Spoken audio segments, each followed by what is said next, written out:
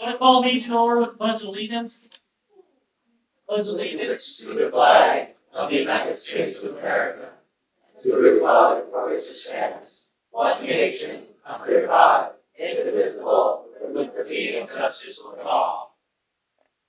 For the executive session. Yes, Commissioner, as per section 8A1 of the Sunshine Act, the executive session was held on Wednesday, June 3rd, at 11:30 a.m. for the purpose of discussing a personnel matter. Let's move on to public comment.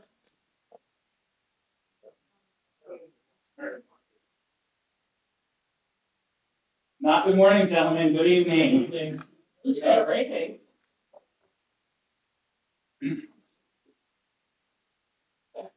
Good evening, Commissioners. Chris Molesky, Norwegian Township.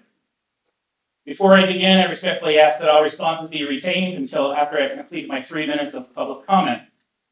Tonight, I'd like to speak about transparency, accountability, and the public's ability to understand how county government operates and spends taxpayers' dollars. First, regarding financial transparency, only certain treasurer's reports appear to be available online. As a taxpayer, I should not have to wonder whether reports are missing or where they can be found.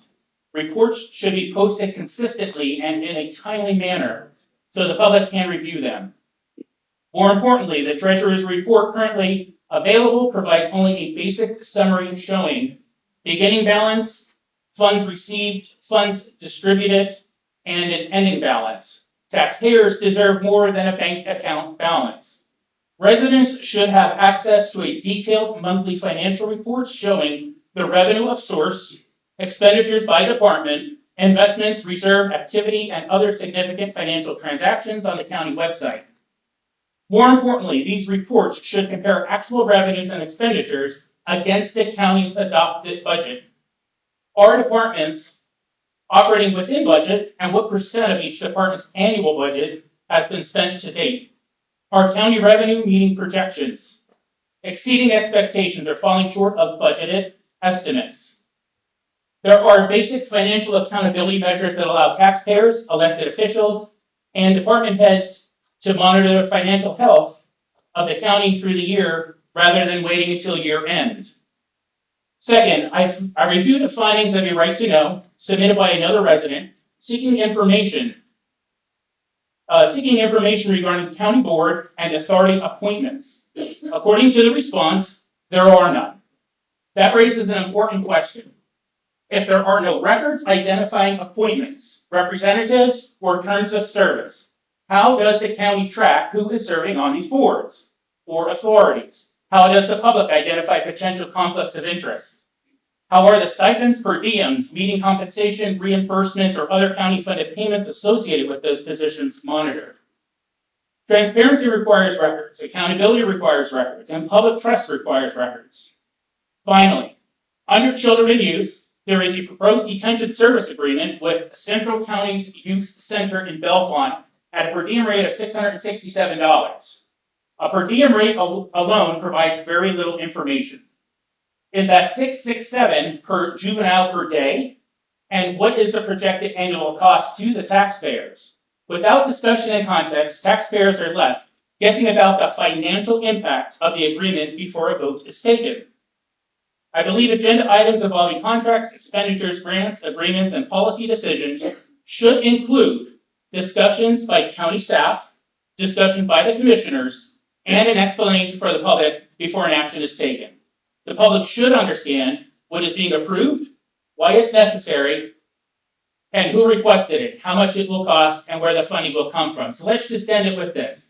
Transparency is not simply posting information online. Transparency means providing enough information for the public to understand the decision being made on their behalf. So the residents of Schuylkill County deserve a clear financial reporting, meaningful discussion before votes are taken, and access to information that allows them to hold their government accountable. Thank you for your time. Other public comment?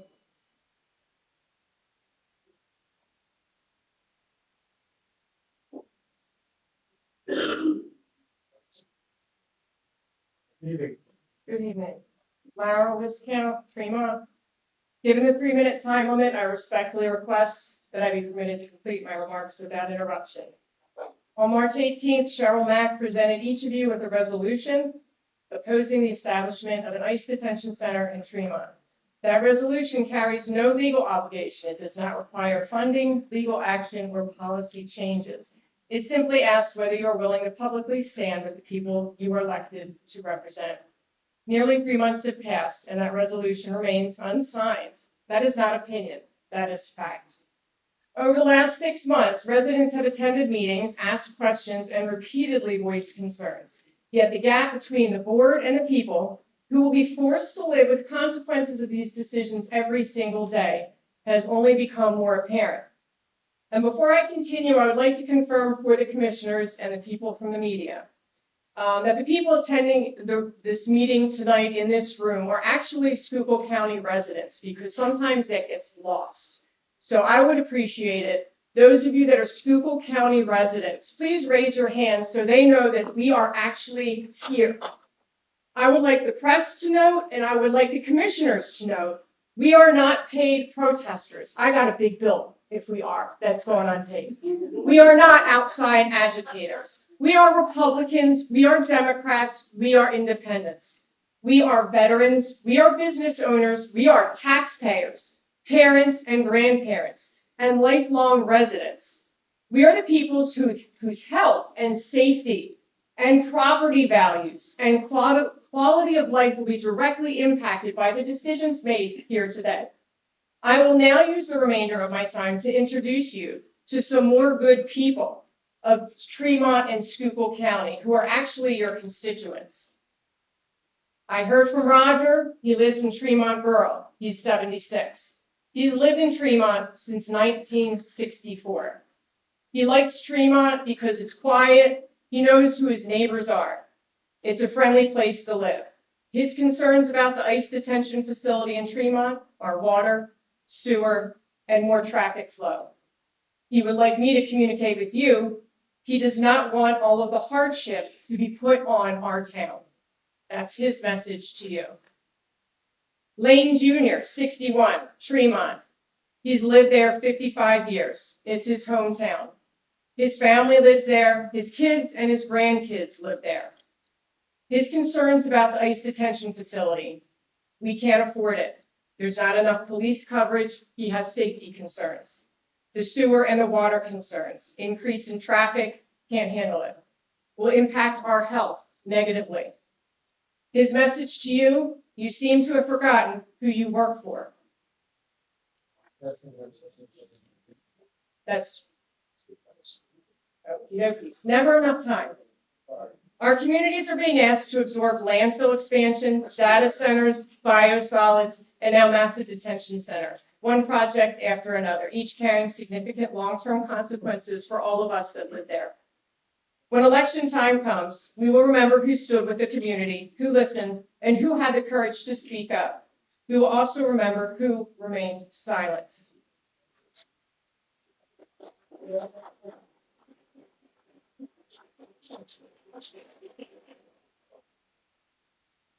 Commissioner Fedora, Commissioner Heatherington, Commissioner Hess, Joe Wiscombe, Tremont.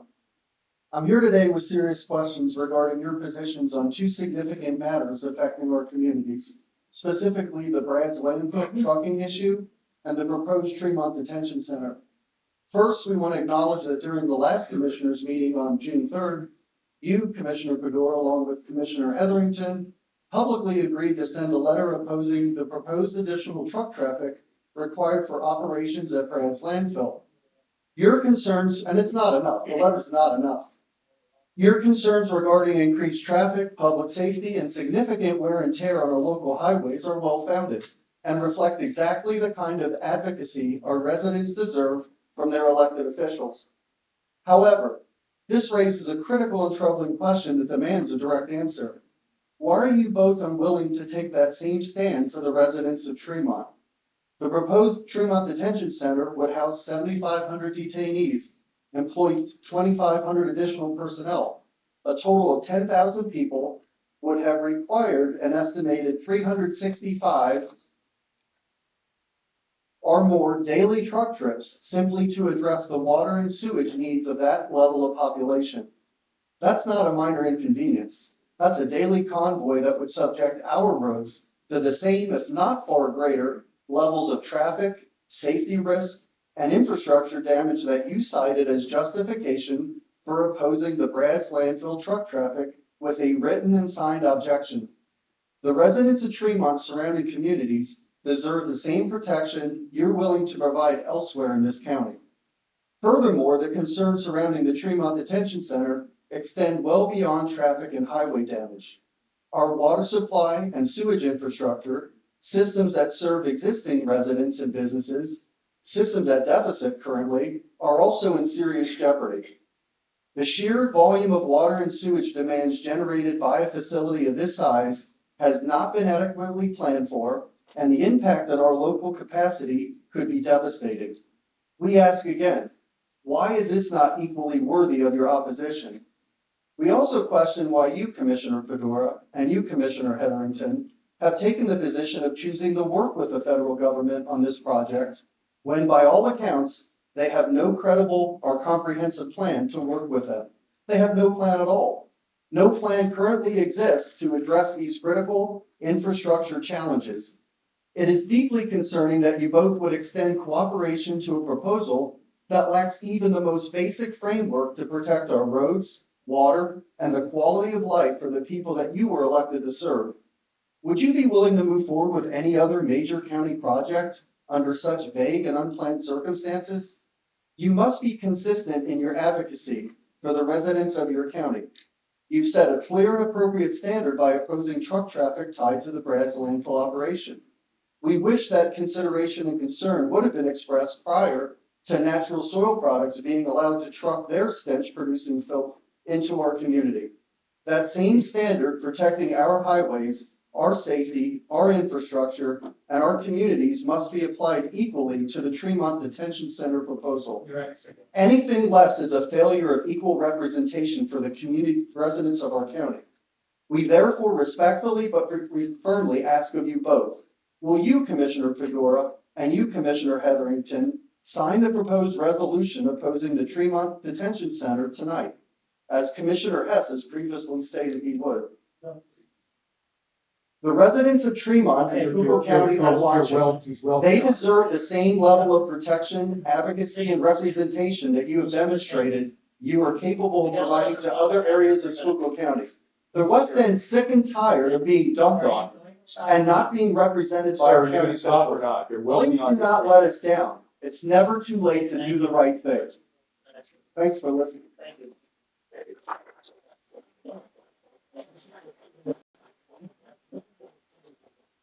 Good evening, commissioners. Yeah, there's a 3-minute limit. I'll try. I think I'm good. And good evening, freedom fighters. This room has a great pride. We need you here. Yeah, keep showing up. I know last week you spoke about the Brad's major permit modification. I would just like to read the first sentence or the first paragraph of that letter that was sent to the commissioners and interested parties. In accordance with section 271.141 of the regulations adopted under the Pennsylvania Solid Waste Management Act. This letter informs you that Brad's Landfill Company intends to file a major permit modification of their existing solid waste permit. The modification proposes to incorporate hauling of leachate as the principal means for managing leachate at the Brad's facility. Of course, hauling leachate brings a whole host of problems, increased risk of public water supplies. It's a temporary solution to a permanent problem. It brings increased traffic and public safety concerns. It's indicative of a lack of long-term infrastructure planning by Brad's and the DEP, and it brings climate and air quality impacts. And very significantly, reliance on trucking means that large volumes of leachate must be stored on-site while awaiting transport. This increases the risk of tank failures, leaks, overflows during heavy precipitation events, equipment malfunction, and most importantly, the release of malodors. Has anybody ever been hit with hydrogen sulfide? It's horrible. It's like getting hit with tear gas or pepper spray. It burns your eyes and it burns your mouth. We can't even practice on the Little League fields. Under Section 504 of the Pennsylvania Solid Waste Management Act, I am asking the Schuylkill County Commissioners to exercise your statutory authority and formally object to Brad's proposed major permit modification. Filing that formal objection gets placed in the Pennsylvania Bulletin. All your letters don't get placed there. You said you're going to send a letter that is completely unacceptable. It's not going to accomplish anything. If you file that formal objection that forces a strict administrative process by the DEP, the DEP must thoroughly evaluate the county's objections and their technical and scientific evidence. They must provide a written justification if the DEP chooses to disregard the county's objections. The county can object. They can recommend tonnage restrictions. You can recommend a disapproval of any permits. You can recommend and request that a public hearing be held. I urge you to file that formal objection. No letters, formal objection that gets placed forever into the state records. No letters, formal objection. Thank you for your time.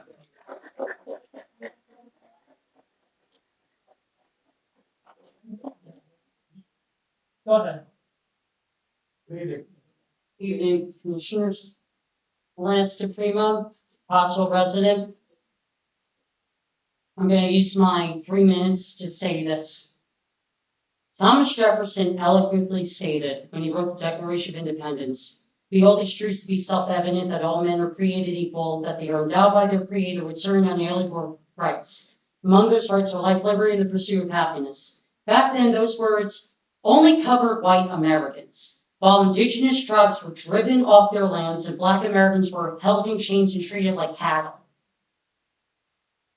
I started that off with a history lesson because sometimes people forget our country's prejudiced doings in the past, yet today we're seeing that same prejudice happen as we speak. As a nation, we're watching immigrants being put in so-called detention centers. 80 years ago, they would have been labeled concentration camps. The current administration would have been labeled the Third Reich. I ask here in attendance, is this who we are as a nation? Thank you. In my opinion, we could be better than this. Most of us are descendants of people who came through Ellis Island. Sit with this thought for a moment. Imagine your ancestors being held captive for speaking Italian, or French, or even Polish. Wouldn't that be awful? You did do that for the Italians. Yeah, that's a fact. Okay. This is why I'm here today, speaking against a nice concentration camp at Schuylkill County. It goes against human rights. It goes against the life, liberty, pursuit of happiness Jefferson talked about. And it goes against Martin Luther King's dream of a society where people are judged by their character and not skin color, faith, or ethnicity. Let's not forget how much Islamophobia, anti-Semitism, and other bigotries have hurt communities of people. Also, a nice concentration camp would cripple Tremont's economy and power supply, and not to mention water system. I say these words not only as a concerned American, but as a humanitarian. I pray to God that our county doesn't get put in the history books later on in the future as a participant of the President's War against immigrants and human rights.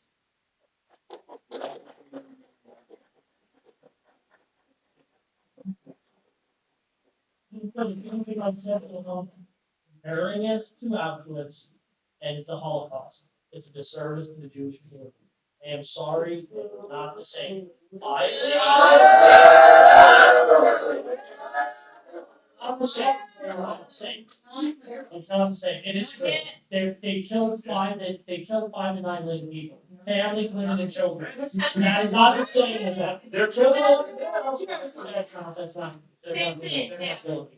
I'm sorry. Steve Moyer, Mechanicsville.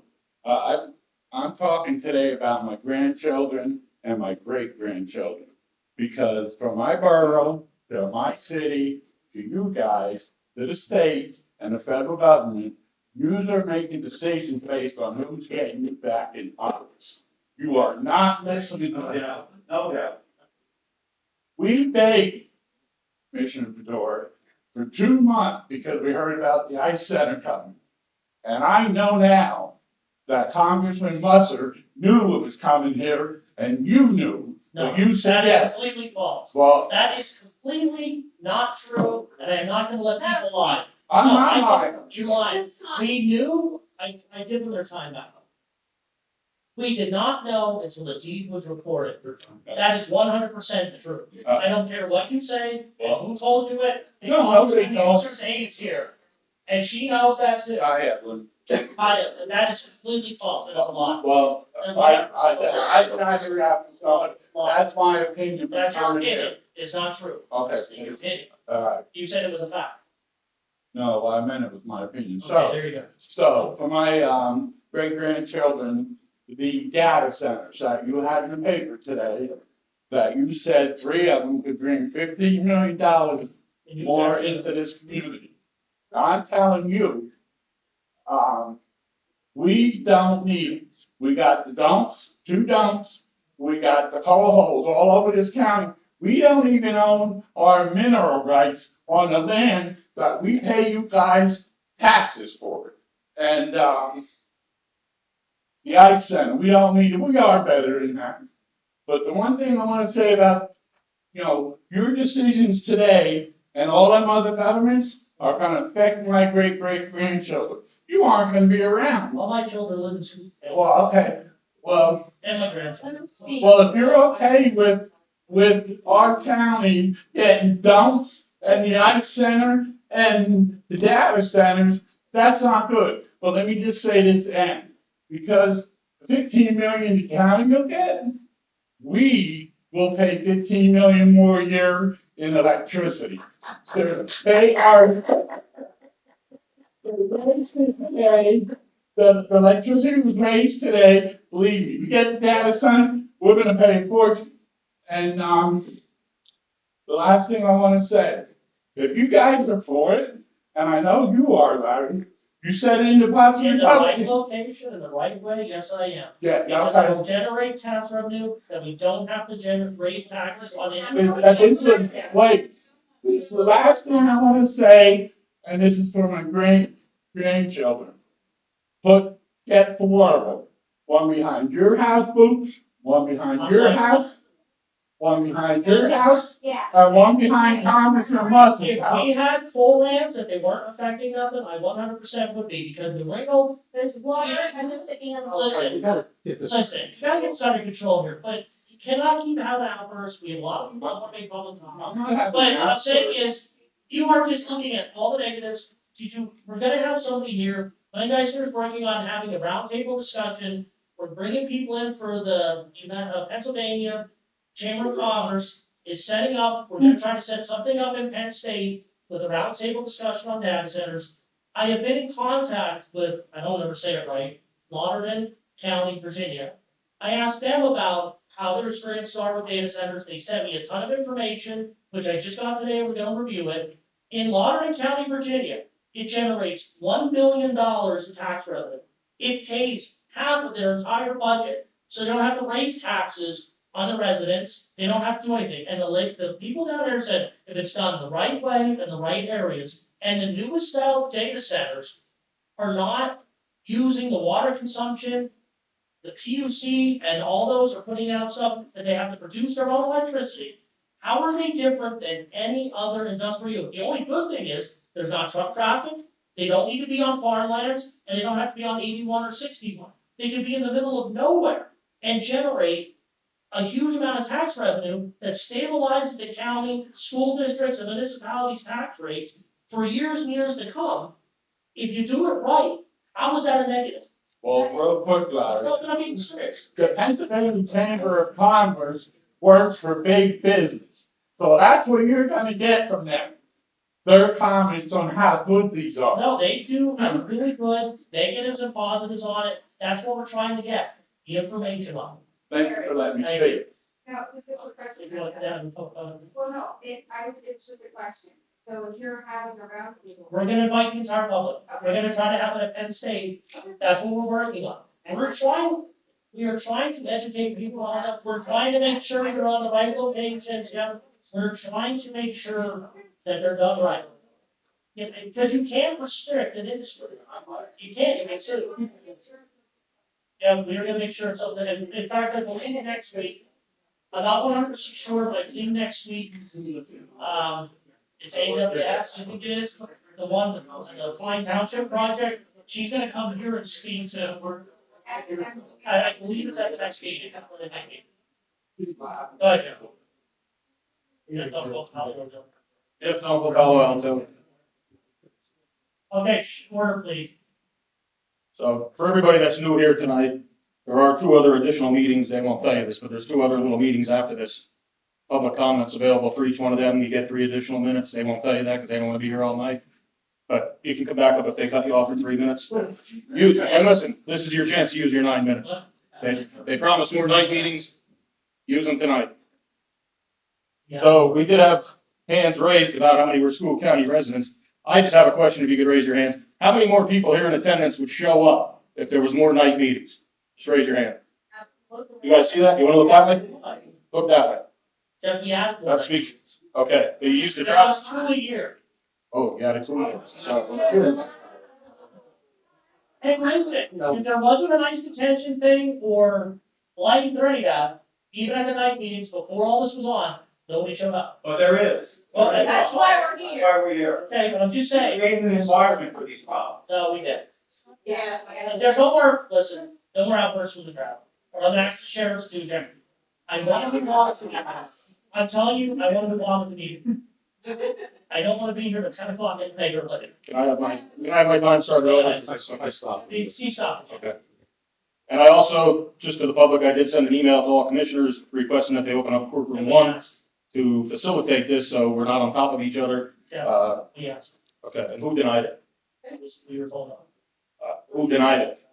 The courts did, that it wasn't a proper use of. I was present. It was the courts that said it wasn't a proper use of court, and we have to abide by that, I'm sorry. So I counted over 75 people in attendance. I didn't even get through the hallway yet. That's not counting the 13 county employees, 3 media. So thanks everybody for coming out. Speaks volumes for everybody that's here.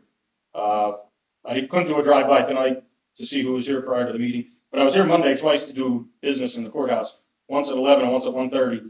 7 officials, the same 7 officials were not here at 11 a.m. as they were at 1:30. All of them collecting $100,000 a year salary and benefits. Ms. Stevens, we'll skip over that. Ms. Gaffney, for all those people here that aren't familiar with this, she stood up at this podium over a year ago and claimed that she took some FMLA time when she was confronted for working less than 100 hours in 6 months. None of you people would get away with that at your job. 100 hours in less than 6 months, making $100,000 a year in salary and benefits. She still doesn't show up for work. So I'm still calling her out to the public. Come and tell the taxpayers why she deserves $100,000 a year in salary and benefits when you show up less than 100 hours in 6 months. It's despicable. Also, I've got a few phone calls about access for title searches, foreclosures, and liens. Since Dr. Mullen was here last week, the week before, and brought it up, apparently now there's some more changes in the Protonotari's office where you must pay to do this. A lot of counties, they don't charge. Dauphin County, free to print. Carbon County, flat fee to do it. free to print. Here, $55 fee a month and a per page charge to print, and you use your own computer, printer, and ink and paper at home. Where does it end? I mean, this is just mind blowing that this happens. You know, and then if they have a title search for the same LLC, they can't view it like they used to. So now they gotta print out every LLC for closure. Some are 30 pages, some are 120 pages, just to see what they need. I'm not sure if you're familiar with that, Linda, and there were changes recently, There were recent changes. Okay. And people are not happy about it. Am I right with that? They're working on some of the issues. Okay, well, hopefully they get fixed quick, because I'm sure you're dealing with this. I'm And sure. well, I've had some I tested it after the complaints last week, and I've had conversations with Bridget Miller, Sharon has too, and we're trying to address it, that you go in and you wanna pay for just certain pages, not a whole 100-page document, and those types of things, so. You'll be able to view it. There were some adjustments I think they have to make with the software and their vendor. And we're trying to make it that they can do it too, that it's Right. only. And the way they use it versus the way we use it are two different things, so Bridget was thankful for the feedback, we tested a couple things, we tried a couple things, we know what the public is looking for. Okay. And we're working on that. Okay, thank you. Yeah, we dealt with that last week. One thing that you guys mentioned last week was about refunding the unassigned fund balance totals. Years ago, it was over $40 million. This is like the rainy day fund that the county has. That's not true. It's basically what you just have. Okay, you use it for George Alkovich's lawsuit, you use it for budget shortfalls. You're probably gonna use it for George's pending lawsuit that's still going on, so you had over $40 million in it at one point. Okay, As a trustee, it's 3 minutes. Yes. okay. 2024, there was 25,900,000. Yep. In 2023, it ended at 21,447,000, so you didn't reimburse $4 million there. And then back to 2022, 29,960,000. So it's not being refunded like you Yeah. stated. And one last thing before I close up here, the flag outside. It's despicable. Sure. It's tattered, it's ripped to shreds. You just had Memorial Day. You have the 250th parade that's gonna go right down the street right here, when it ends. Biggest parade in a generation. We'll make sure, the flag. And 4th of July is coming up, so. To make sure the flag is never red, I asked for that. Last time I had to bring it up when it was tattered, the other time I had to bring it up when it was upside down. Just call me about Look, excuse me, if you guys would look at it when you come in, if you've ever come into work, I do. you'd be able to see. And Jeff.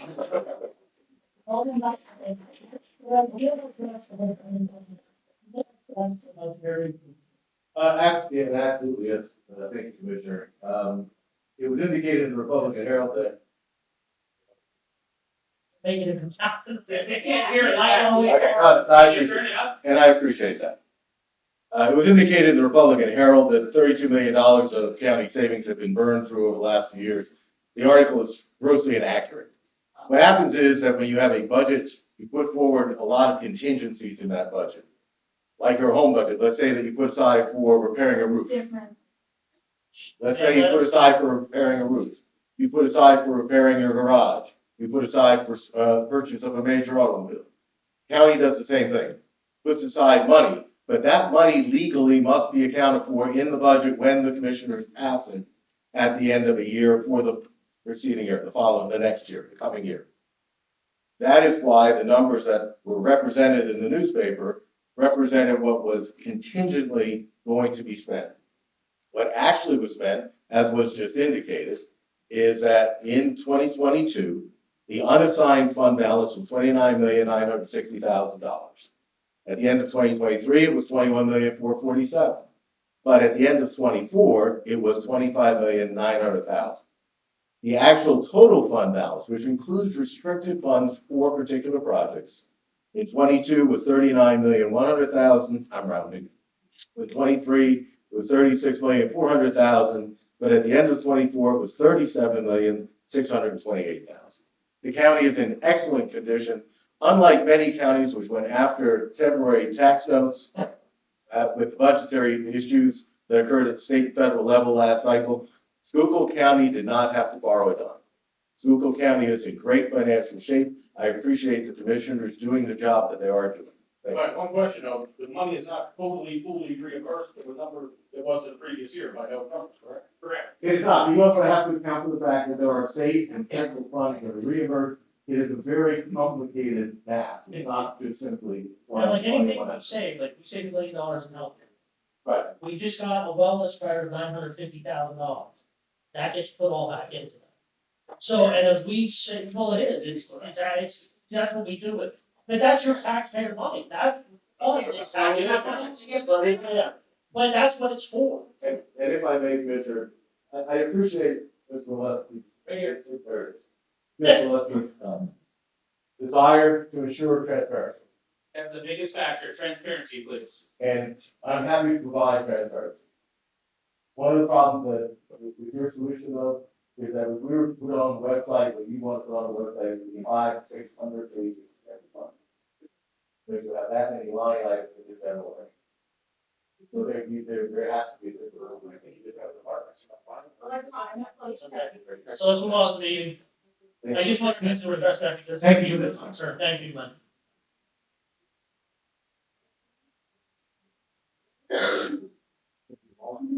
Let's Move on with the meeting. I'm trying. Good evening, Commissioners. Roseanne Weinrich, Butler Township. I'd like to comment on last week's Commissioners meeting, which I sadly missed. Apparently, Schuylkill County is in great financial shape. We just heard it from this gentleman. If I heard correctly through the whatever, we stand to gain 15 million from potential data centers. This would balance our budgets for years and pay union contracts and services and a lot of, miscellaneous, charges. I believe I also heard that if we had a sales tax in the county or in the state, we wouldn't need data centers. If this is. No, I didn't say that. What I said is, if the county, and I'll stop the time. Okay. If the county's Philadelphia County and Allegheny County. It's not public debate, it's public comment. I am answering her, I'm allowed to, okay? So she's saying something that was not said. What was said was, Philadelphia County has a 2% sales tax, they give 8%. Allegheny County has 7.5%.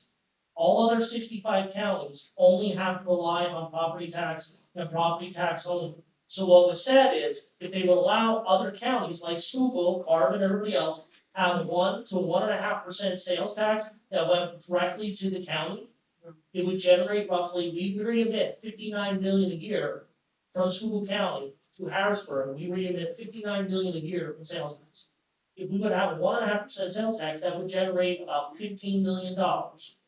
That could go to direct reduction of property taxes and help fund county government way into the future, so we don't have to raise property taxes on houses. Counties are only allowed to tax your home, and that's it. They're not allowed to have any IT tax, LST tax, any other type of form, and Philadelphia and Allegheny County have been taking the benefit of that sales tax before I was born, I think. And so why can't the other 65 counties also benefit by that? Because that would have a direct impact and help the people of Schuylkill County that pay the taxes. So I don't see anything wrong with it. I don't see anything wrong with that either. I've been actually hearing from Dave Wargle for the last like That's the 35 school years. district. I don't know, that, no, I've been hearing from him that, he's gonna stop the property taxes. I know. When is this gonna happen? If enough of counties, how many counties in Pennsylvania, if the people go to Harrisburg and make phone calls and yell loudly enough, can we make that happen? 100% I agree. I am working with CCAP right now. We have 3 or 4 counties on board with it right now. Montgomery County is one of the biggest counties that agree with this, that they want the same benefit as Philadelphia and Allegheny County. And so we are trying to get a group of counties together through CCAP to try to get something like this. Because honestly, I agree, we've been hearing it forever on your school portion of your property taxes. Well, if you can't get it on that, do you care if you get a reduction on your county portion or your school portion? So let us have it on your county portion. Well, I'd rather pay a mill in taxes than have data centers in my backyard. That's, and I'm sure that a lot of people would.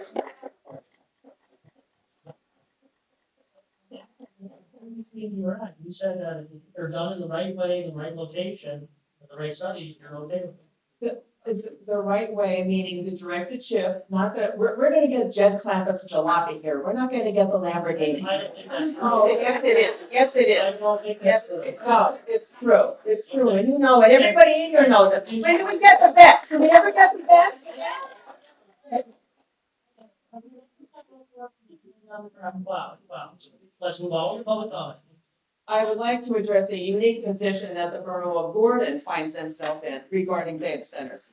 They are at the mercy of a most ugly, Butler Township ordinance that was given a D minus, not B, D, like academic probation, D minus by the Pennsylvania Data Center Accountability people.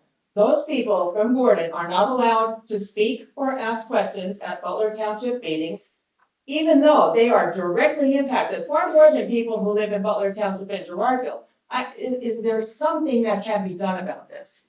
I mean, they're certainly gonna reap all the benefits of the higher edge data center, including noise pollution, thermal pollution, water rationing, dried up wells, lots of stormwater, and who knows what else. By the way, the people who live in Butler Township, we don't even know if we're getting a data center yet. No one has come out and told us. The lack of transparency over this issue is beyond disturbing. Everybody talks about it, it's coming, oh, you're from Butler Town, you're getting a data center. How come we don't know this? I've heard, I know things, I've heard about conversations that have happened, and we are still in the dark, and no one is being honest with us. And if someone is not being honest with me, I question everything about them. I question their claim that they are good neighbors. Sorry. I'm sorry. Well, actually, I'm not. I'm so fired up about it. I'm fired up about it. Your Okay. 3 minutes are up, man. Are they? Yes. Because, well, he talked through the whole thing. I saw these. Listen, I have one more thing to add, and I don't know very much about the Brad's landfill, but this was another thing that I heard last week in my hour and a half of sitting there, and I was also hungry listening to the meeting, so. The Brad's landfill didn't request an increase in acreage for the landfill, but an increase in the tonnage received. So that's like, seriously, so if the 5-pound bag to hold the 5 pounds of you know what is already causing like stench, why do we want to put 10 pounds in? We agree. And that's just ridiculous. And like I said, when we met with DEP, I gave, this is Dr. Portland's, I don't know if she's here tonight, but I gave Dr. Portland's entire packet that she sent us on the Brad's landfill. I gave Dave the same opportunity, if he wanted to provide anything to me, to give to DEP. We made sure everything that was given by the residents to us, we presented to DEP, we gave them to the secretary herself. And, Dr. Portland gave a very in-depth report with all kinds of figures and facts and everything, and we made sure that was given directly to the DEP secretary. Shirley Wagner gave us a letter, and we made sure that was given to DEP, and we addressed all the concerns that were brought up here about RADS, NSP, the data centers, and the detention facility. We asked all the questions that were presented to us about it, and asked what DEP's doing with it. Okay, one more thing about Loudon, the residents of Loudon. Did you talk to the people who live there, or the people who are the data center people? No, I actually talked to the county government. Okay, no, that's not the people. These are the people, this is the They people. are trying to set up a trip to their town. I think we all wanna go up. Okay, well, there's other people in the county that must be for, because they have 236 of them. So, okay, thank you. Well, thank you very much, I appreciate the opportunity to exercise my freedom of speech.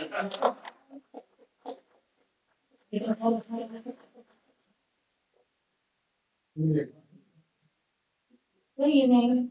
Thank you for allowing us to speak tonight. My name is Gina Capel, and I am a resident of the Walnut Manor section of Frackville. You're very familiar with it, I hope. Yes, sir. What's going there?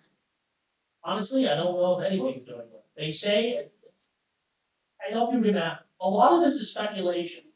A lot of this is people buying. I'm going to add on my thoughts on non-transparency. There's been complete non-transparency from the Newcastle Township supervisors. They weren't even allowed to speak at their zoning meeting. The lawyer talked for them. When the engineer tried talking, Harpovich said, "Shh, don't give away all our secrets." Extreme non-transparency. Are you allowed to accept things at these meetings? Yes, you can hand it to a solicitor. Say it again. You can hand it to the solicitor. Okay. Solicitor, That's it. and your name? Driver. Hi. Hi, Timer. What I have here, and I'm gonna get to that Loudon What I have here are ordinances from Newcastle Township. Check it out. Thin, right? This one is a draft from Luzerne County. They're not done yet. This is 6 months of work, and they're not done yet. This is a complete resident protecting document from Luzerne County. Look at the thickness of their ordinance for data centers. I'd like to present those and put them on the record, and I want you people to review them. Review the differences between a good ordinance that protects people Please. and, oh, You sorry. could leave those. I'm new at this. You could leave those. Here is the. It won't be my last time. Here is the states, from the PUC, Public Utility Commission. Wow, look at the This is thickness of us, that. data center. This is what we're reviewing. No one's abiding by any of Well, that. we're reviewing this, and like I said, I explained to people before, we only have about 48% of the county is in county's planning and zoning. All the rest of it, by Pennsylvania law, is in their own municipalities. Butler, Newcastle, all of them have their own planning and zoning. So they So it's have- okay for they- them they to, have- That's what I'm saying, it's, they have the ability to do what they want without the county's input. and that's okay. I think that's Pennsylvania law. Okay. I can't tell a municipality what to do outside of the Pennsylvania law. But you do have a voice. And with the data centers, I am looking into everything. I don't believe in Okay. Newcastle, I don't believe the fractional site is the best location for it. We have Why? abundance of coal. Please share why. Because we have abundance of coal lands that are in the middle of nowhere. Why do you feel that Newcastle strip is not good? I think it's too close to residents. Oh, don't you think so?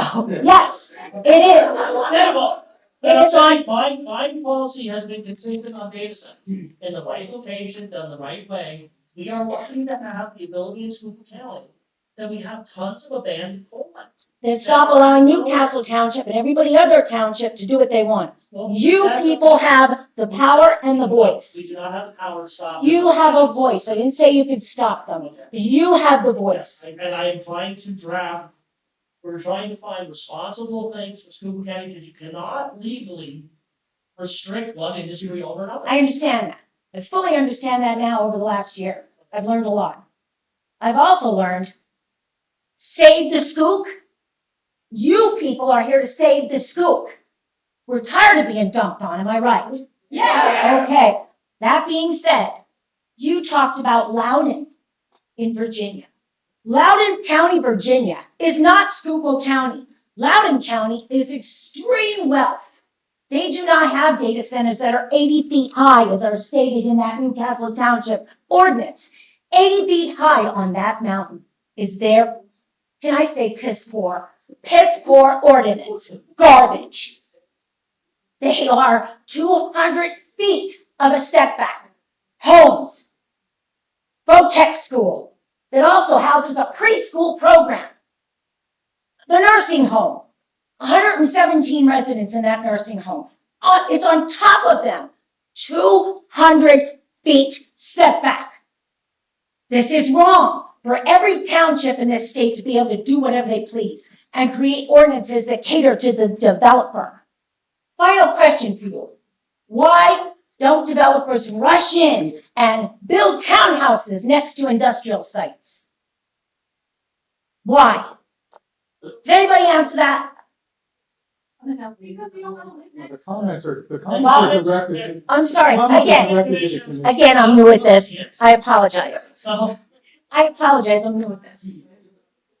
Of course, no one wants to live there. Your quality of life is destroyed. Newcastle Township, you're over for. yes, but you spoke, I can land. No, I pause it. Okay. Please use your voice. Save the Schuylkill County. Do not allow greed to make decisions anymore. May I give these pictures of my neighborhood? Yes, you give the call. For the record, my neighborhood. Thank you. Thank you. Have a great night.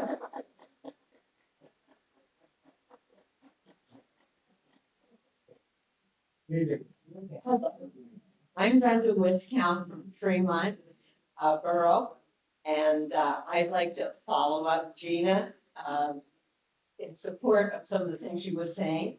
I am submitting for the record a list of independent studies and assessments that should be completed and made available to the public before any data center projects are approved in Schuylkill County. If these projects are truly beneficial, then there should be no objection to providing the public with the facts before decisions are made. Residents of the Schuylkill County officially request health impact assessment, environmental impact assessment, noise impact assessment, including low frequency noise and infrastructure analysis, water resource impact assessment, including water withdrawal and wastewater impacts, air quality impact assessment, traffic and infrastructure impact assessment, emergency response impact assessment, property value impact assessment, cumulative impact assessment evaluating the combined effects of proposed data centers alongside existing and proposed industrial developments. These studies should be conducted by independent, third-party experts and completed before any permits or approvals are granted, ensuring that residents are fully informed of the potential short and long-term consequences to their health, environment, quality of life, infrastructure, and local resources. That's the kind of transparency I think we're looking for. And some of us felt blindsided by the lack of transparency as far as the detention centers were concerned. And if there's a possibility of knowing more before, it certainly is the responsible way to go. Thank you.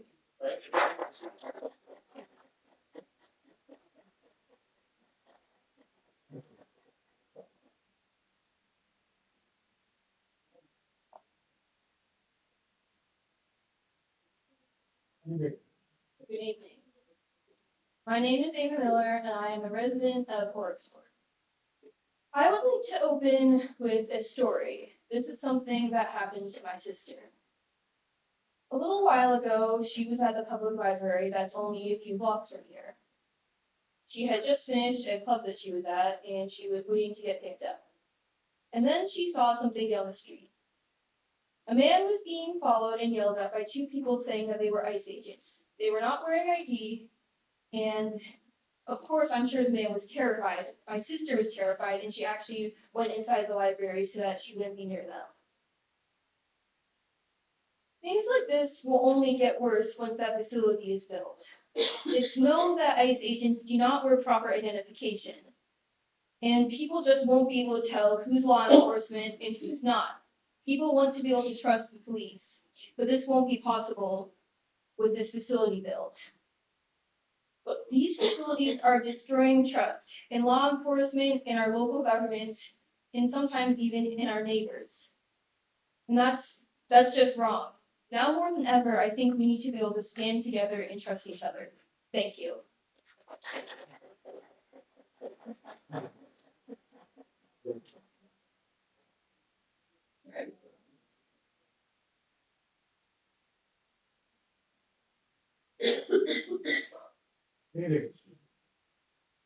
Hi. So I come in here, the first thing I see, I can't see it now, but is that big flag.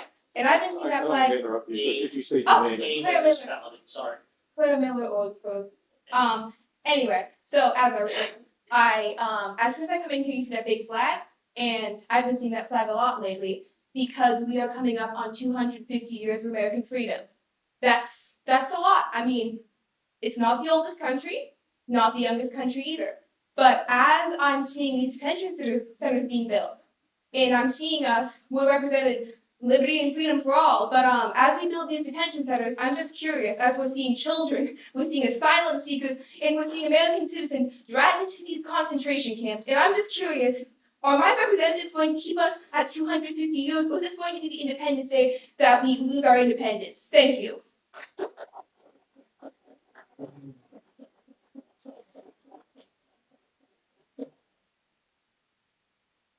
Good evening, Commissioners. Kathy Baniak, North Mandan Township. I respectfully ask that you give me my full 3 minutes without commenting. Great. So we better get started. So, what do data centers mean for Pennsylvania's energy, economy, and communities?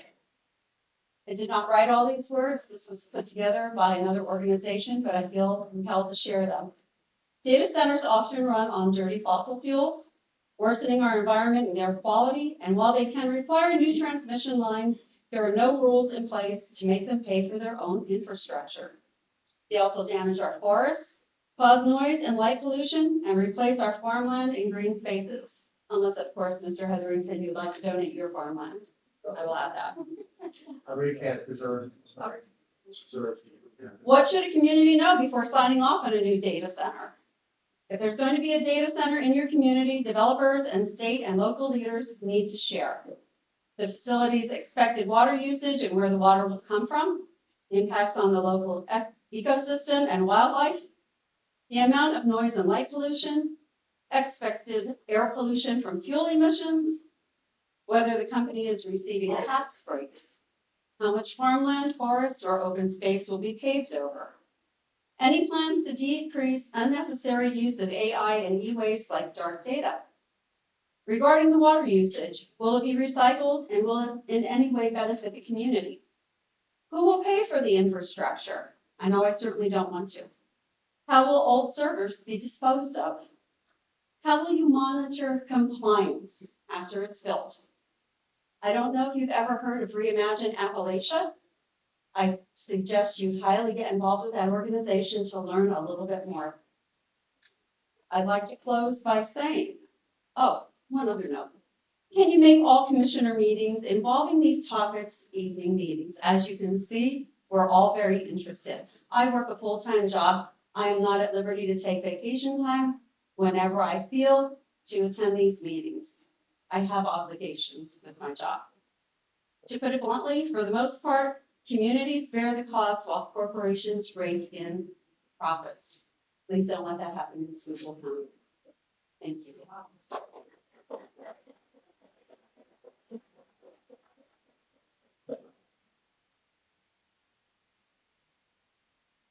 Evening, sir.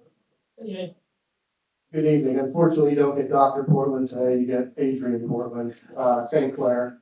Couple things. One, first of all, I want to thank you guys for having an opportunity for someone like myself who can't get off work to come and speak. And I would urge you to have more than two four. Yeah, four. Okay. Well, if we could have a couple more, that would be appreciated. I want to echo what Mr. Plasko said and request that you fill out the formal documentation to stop the trucking of leachate. This is something that Brad's from the original permit were never supposed to do. It was supposed to be taken care of very early on. And, here we are, even after they spent money on the pipeline. I believe that's all the way connected. It is, but they're not going to take it, and rightfully so. So I would request that you form out that official documentation. Second, I appreciate you guys speaking to the secretary, but if you could follow up with the secretary and make sure that the secretary tells Roger Bellis the same things that she's saying that EEP is doing, because they're not on several occasions. Well, he probably wasn't listening. Because there's trucks that are still going through St. Clair. And as a matter of fact, there was one that went through on Monday, almost sideswiped some cars, and almost took out a few people that were walking. Thanks to a citizen who took the picture and contacted the police, they were cited. So again, I appreciate what you're doing and continue to advocate for that. And please continue to do the same thing for the rest of the county. We do not deserve this. Thank you. Thank you.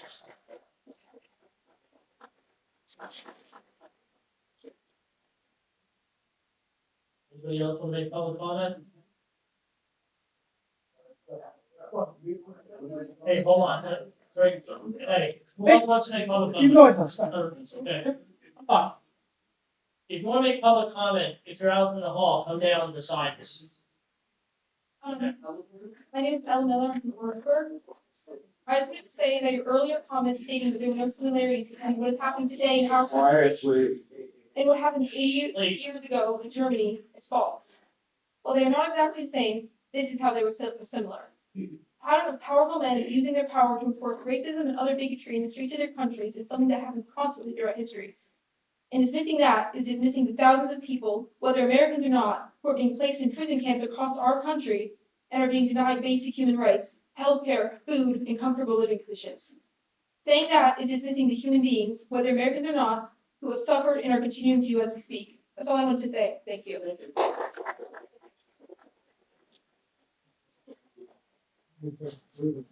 Craig Wolf, School Haven. Probably less for the commissioners, more for the crowd. Just how many of you here are concerned about your electric rates rising because of AI data centers? It's supposed to be directed. It will be directed to you, but this is some additional knowledge for you guys, as well as those in meeting attendance. The reason that your electric rates are rising is not data centers. In Loudoun County, their electric rates are actually rising the slowest in the nation. The issue is our state has decided that it will take 10 years to permit new electric generation facilities. That is the largest reason why, because it takes forever to permit and then build these facilities. So we can't get new electric generation. If we were able to permit these quicker and get new generation online, we would not see the costs that we see now going up. And then the other question I have is, how many of you have ever been in a data center? How many of you ever been in a data center? I'm not. I work in IT. I have been inside data centers. Yes, they use a lot of electricity. Yes, they can be loud when you are inside them. I have stood outside of them 10 feet, and when they are ran properly, you barely hear them. I'm not saying this to say that we need them in the county. I believe we need to have the appropriate ordinances in place to make sure that we are protected, but they are not the doom and gloom that you hear all the time. If they are correctly ordinanced and built correctly, it is actually an asset to the county. It's an asset to everyone that uses an app on their phone or anything. And I know there's a lot of people that say, well, I don't need it. That's fine. I work in IT. I use it every day. So thank you, Commissioner. Just a little additional information. The one thing I want to say is that it's true about our state. We are the most natural gas rich state, coal rich gas state, and actually oil. We should be paying so little kilowatt per hour. It's unreal, but you can't they shut power plants down and didn't replace, you said you worked the power plants. They shut power plants down and didn't replace them with anything. And that's the problem. Yes, data centers are what they are, but we need more generation. And people have been advocating for that for years now, that you can't get a new power plant permitted. Even a natural gas power plant, which runs really efficient in Cleveland. But I feel Thank you, sir. Good evening, everyone. My name is Bernie Karpovich, and I live on Laurel Street in Butler Township in Frackville. There is it's not an official proposal yet, but there is a proposal to build a data center on Laurel Street, 200 feet from my house. But it's not official yet, but it looks like the developer's most likely working on it to make a proposal. I've talked to some Newcastle township people yesterday, and they said it is not on their radar at all to change the 200-foot requirement. We're asking for a 1,000-foot requirement. It is not on their radar to make any changes to their ordinance. So Frackville is begging you to help us stop the 200-foot requirement, make it at least 1,000 feet. If the requirement was 1,000 feet, the data center then would have to build on the opposite side, up the mountain on the opposite side of 81. We're okay with that, but not 200 feet behind my house. And To give you information, if anyone wants to look this up, either Google or YouTube, type in the dark side of data centers. It's a 31-minute and 10-second video. And it talks about the data centers in Loudoun County. The houses, the data center was built right up against these extremely expensive houses. And one lady they interviewed lived there 35 years. And all of a sudden, a data center popped up out of nowhere. No one knew anything about it. And they're facing leaving their house and walking away from it because no one will want to live there because of the noise and the light. No one wants to live next to a data center, especially 200 feet away.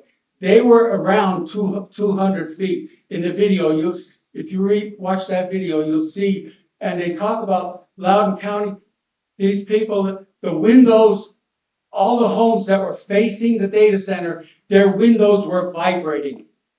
It had that vibration 24/7. And the one family they interviewed, the child woke up with nightmares and said, the dad went in to talk to him and said, what's wrong? He said, Daddy, there's a spaceship outside. I guess from the noise and the light. At nighttime, in this video, at nighttime, it seems like it's daylight. The interviewer interviewing the family went inside the house at midnight and they looked outside and it looked like daylight. 3 minutes are up. Okay, so I want to make sure that everyone gets informed to look at that video, Dark Side of Data Centers. 31 minutes and 10 seconds long. And you will be so well informed what's going on, especially in Loudoun County. They're saying it's quiet, but it's not as quiet according to that video. Thank you.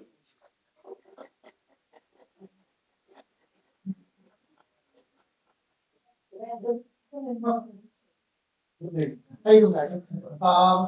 Mike Zavaldrin, Schuylkill Haven. Yeah, just to clear up a couple of things that I heard earlier. Larry, you said Italians were put in concentration camps. On World War II, Yeah, like Japanese, they were starting to round up. Yeah. They were getting round up detached. My grandmother. Japanese, Italians, Germans. Yeah. Would you consider that a shameful episode in our history? That was a lot different. They were here legally. My grandparents were here. They came here through Ellis Island. I'm just saying, do you consider it shameful that we did that? Okay, just get that out of the way. Other thing is about the data centers. American citizens. The Japanese, the Italians, and the Germans were legalized American citizens. They're taking them too. So the data centers, I would, when you're doing your research, I would recommend you look into water usage. I thought like you did. I really thought that we had all these cold lands and there was all this stagnant water in them. We could use that, create a closed circuit. Unfortunately, it does burn off that water while you're running it through those data centers. And not only is it no longer potable when it comes out, less comes out than goes in. We can and will run out of water, and you don't want to tell your constituents that they have to conserve water for the data center. I agree. So water consumptions, like the one that was proposed up in Klein Township, when it was first proposed, it was 150,000 gallons a day. It's now 60,000 gallons a day, but that is only on the hottest days because they are now a closed loop system. Some of our mine pool in the area, like outside Schuylkill, I believe they're discharging 300,000 gallons a day of mine pool water. Which also sucks. So I don't know. So that they can use mine pool water. If they can, but when they run out of that, then what? There's a lot of mine pool water. So I brought you guys some. But there's a lot of this on both sides. So that's why we're trying to get the information. We're trying to make sure they're done in the right locations and educate on how they're done. So that's what we're trying to do. I'm looking forward to the roundtable. So I brought you guys some reading material here. Yep. So did you, when you were kids, did you read Profiles in Courage by John F. Kennedy? Yeah, you did. All right. Well, that's a chapter from that. It's about Edmund G. Ross. Do you remember Edmund G. Ross from that? No? Anyone? No. No one remembers Edmund G. Ross because he only saved America. Okay. Right? Edmund G. Ross. And I have a 30-minute lecture on this that I will keep this as 3 minutes as I can. Edmund G. Ross was the swing vote in the Andrew Johnson impeachment case, right? Edmund G. Ross was a radical Republican.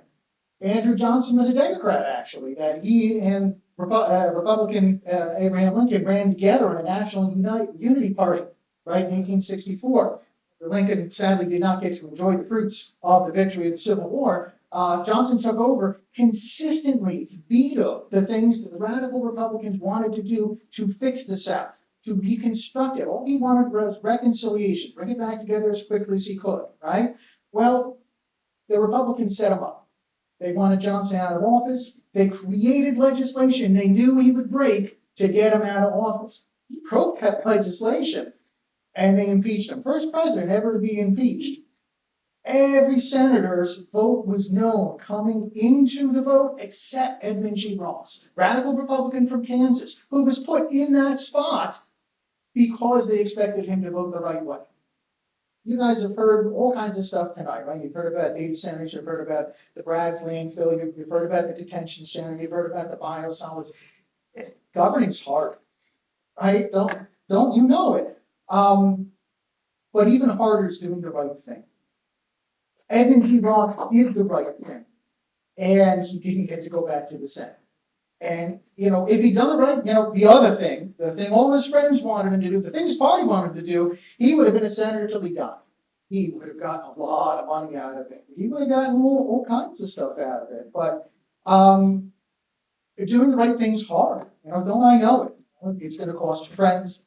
It's going to cost you opportunities. It's going to cost you sleep. But you owe it to yourself.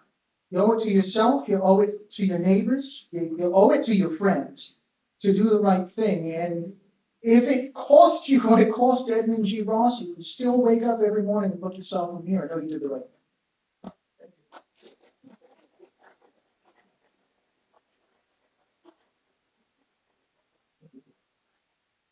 Sabrina McLaughlin, Walensky, Minersville. I'm going to read so that I don't ramble and that I don't take up more time than has already been expended.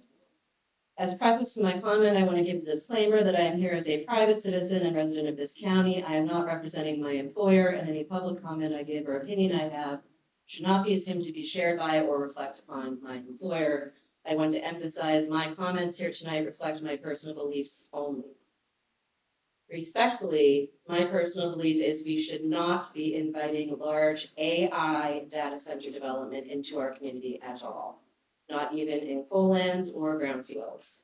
I have a reasonable concern that the harm that will be done will prove out to be far greater than any short-term profits or tax benefits for the people of Schuylkill County, and I would like to clarify that there is a difference between a conventional data center and a hyperscale artificial intelligence center. We've already raised the issue of noise pollution. It has been reported that communities who have already had these hyperscale data centers imposed on them are suffering from a constant, ever-present humming sound in a very wide radius, which has been described as hearing a vacuum cleaner running 24/7. Even if you put these things in isolated areas, that saturation of low-frequency sound will travel very far. The same goes for light pollution. The same goes for the heat islands that these large hyperscale facilities have been described as creating, which raise ground and air temperature surrounding them by as much as 30 degrees. This will cause severe quality of life issues for anyone residing within the reach. I know the tax revenue these facilities can contribute has been raised as a reason why we should try to have some of them here under certain conditions. I wonder, though, if the tax revenue generated will be offset by any tax revenue we may lose from people and other businesses who won't move here or who won't stay here if they're even able to leave because they don't want to be near these data centers. If all stays well with my employment and our finances, my husband and I are hoping to mortgage a home within the next few years, as some of you know. I will absolutely not do that in any municipality that has a data center in it. I don't think we'd be alone in that. Respectfully, I really want to ask for careful consideration of whether the long-term costs are going to outweigh the short-term benefits of these things. Thank you. With respect.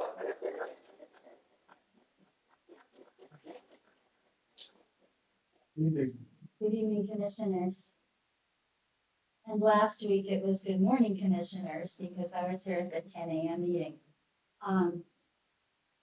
Harold Cooney Sizdak, Barnesville, Ryan Township, 1.5 miles from Mountain Valley Golf Course. You're pretty much going to hear some of what I've said last week. I did attend the township meeting, and it is correct, and I've known it was correct.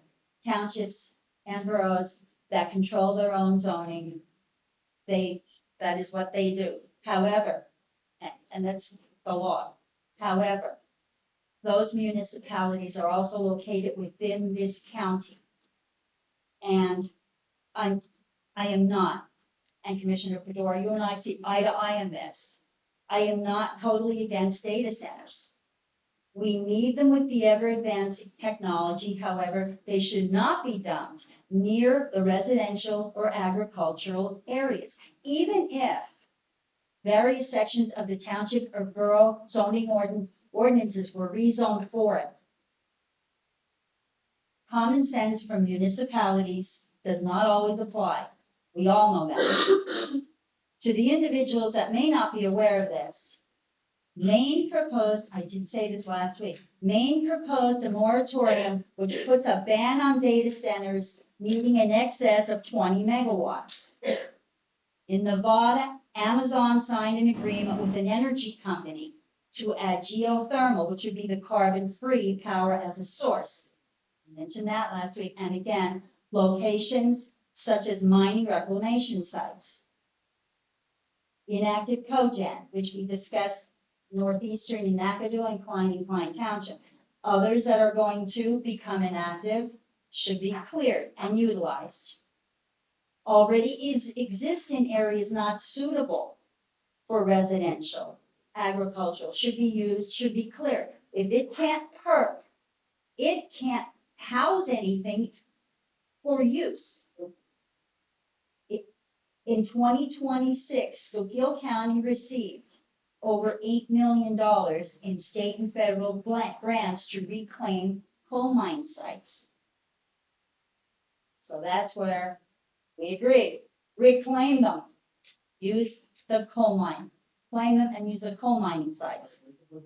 And I will close with, and you've heard this, the county reassessment affected residents in various ways. Not all residents with increased taxes appealed. Some actually thought it was just. However, please do not hurt us now by decreasing our property tax value, which is what data centers do. Lastly, we need to get the state law changed. Anyone starts this, I will hop on board. Thank you. Yeah.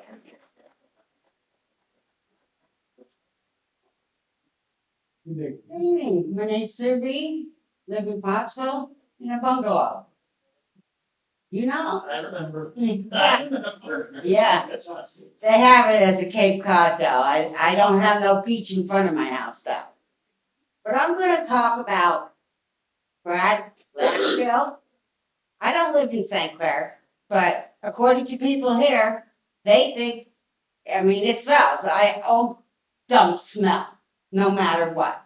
And then you're talking about putting the ice center up there. All right, my taxes doubled with the county. I don't know what the school is doing yet. I didn't get that bill. But I want to know, where are you gonna build high rises for the seniors who can't afford those bills anymore? For the simple reason, I only got a 1.9% increase in my pay. Everybody else got at least 3%, if not more. Well, you know, that 1.9 put me back. I'm in the hole. So where are you going? Why, instead of using these for data centers or ice centers or whatever you want to use them for, why don't you reclaim that land and put it there for the elderly? Because unfortunately, depending on my school taxes, is whether or not I will have a home next year. And another thing I'd like to say, you should always have your council meetings at night. You've got people here who, you had young kids here tonight. Any other time, they can't come because they're either in school You have a lot of elderly people here tonight. They might be afraid to talk up. I'm not. I say what I say, the way I mean it, and it comes out straightforward. So you should think about the elderly population before you think about a data center or an ICE facility.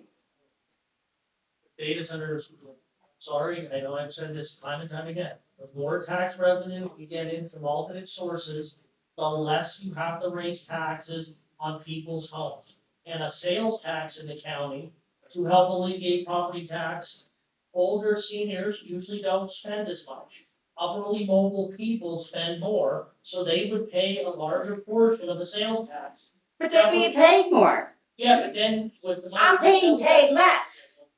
But what I'm saying to you is, it's a way to help facilitate stabilizing the tax base, and if they would give us the sales tax, so much of it could go toward property tax reduction on the county level. I can't do anything about a school district or a municipality, but I am talking about the county. I hear you. Well, that's what it's either growth, or we need alternate forms of revenue other than property tax. Yes, but you also need someplace for the elderly to be living, because you're pushing us out of their house. Not the county. Yeah, the county. Thank you. Sorry, I don't want to get yelled at. Thank you. Hey, he won't yell at you. No, you know.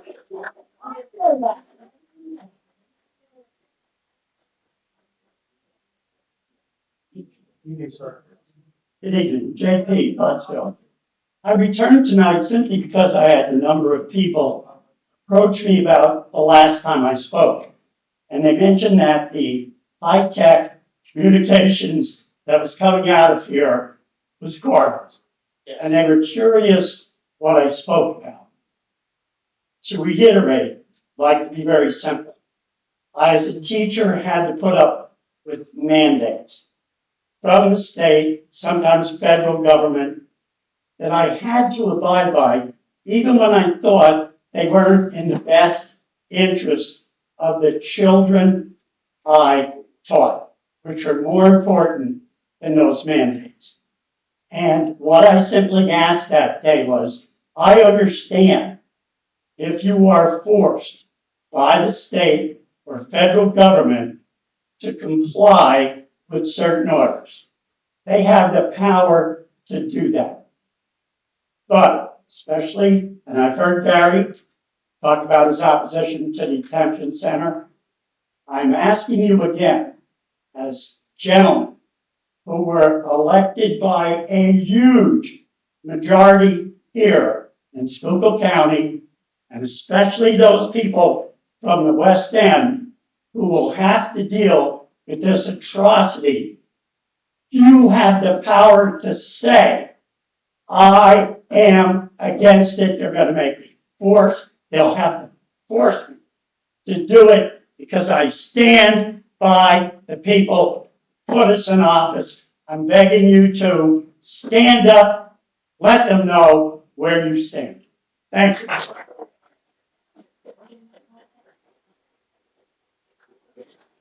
Okay, we're gonna move on with this meeting. Oh, sorry. Thanks to your hand. I just have two questions. First of all, when you set up the meeting with Jessica Shirley, did you find a contact person yet? And a phone number that's going to be local rather than Wilkes-Barre? Well, they said you just have to call this office. That's what they told. Is his name Jacob? I believe. Any of you know? I believe they said it was Jacob. That's what I believe. That's who follows up with Brad's. It's Jacob. Well, they said they put somebody on here that can go up to west end of the county to be able to respond faster. I didn't get the. It is Jacob. We have the name and number, I don't have it. we have the name and number, I don't have it, we'll make it public. And my second question is, are you aware, Larry, that if the land, the coal lands are in the Susquehanna River Basin Commission, they have to have a permit to withdraw the water? Yes. Oh, okay. They all have to, withdraw water, you need a permit. And the Delaware River Basin is the same exact thing. So, okay, let's move on with our meeting. Well, she already had her public comment, so we're gonna move on. You can come up and down salary board. No, sorry. I'll volunteer to drive you to Virginia, and I think a busload of us would like. to go That's what I'm along. trying, I am trying to, actually, that's one of the things I'm trying to set up, is to set up a tour of the new data centers. Will you make it public? That Yes. I'll join you? Listen, I am trying to get them here, I know everybody's against it, but the biggest thing I hear is don't raise my taxes. We don't want our taxes to go up. Well, there's only two ways that happens. The taxes don't go up, we need more growth. I don't want all of our farmland developed into housing authority, or into houses, or into warehouses. So data centers do give a legal opportunity that they don't have to be in the middle of, they don't have to be on 81, they don't have to be on 61. They can be in the middle of nowhere and give us a new tax base. We only take in about $400,000 more in new tax revenue a year.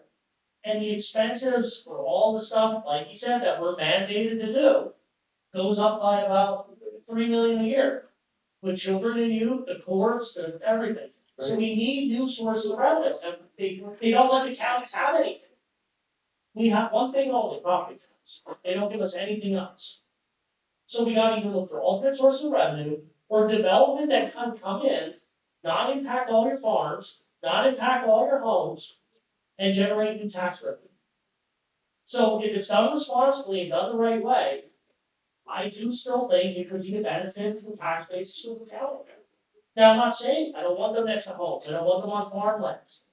We are in a unique situation, we have tons of lands that can't be used for anything else. Why not take your negative and turn it into a positive that benefits the county? That's all I'm saying, and there's a tons of regulation, they're saying there's no regulation. The PUC is coming out with guides and everything on data centers.